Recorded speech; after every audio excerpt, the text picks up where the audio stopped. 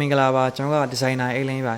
ကျွန်တော်တို့ရဲ့21ရာစုကာလရေမှာ full computer နဲ့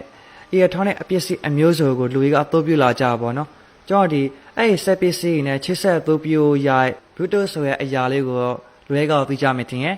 ဒီကျွန်တော်တို့ရဲ့ Bluetooth ဆိုတဲ့ logo ကို H နဲ့ B ကိုပေါင်းစပ်ပြီးတော့ရေးဆွဲတာပါနော်ဘာဖြစ်လို့ Bluetooth လို့ခေါ်လဲဆိုတော့တွေးဖို့ကြရလူတွေရှိလားမသိဘူး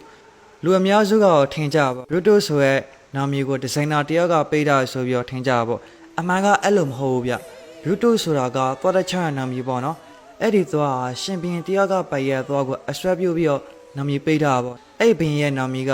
King Haran Bluetooth ပေါ့သူကဘယ်လိုမျိုးလဲဆိုတော့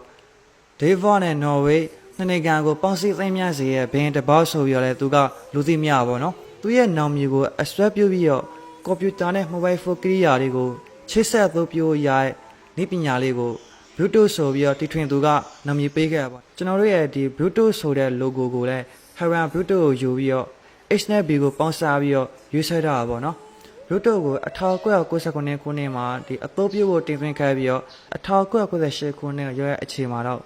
ကိုယ်ပိုင်နေတဲ့နှိဘကဒီအဲ့ Bluetooth ကိုအသုံးပြုလာကြပါပေါ့နော်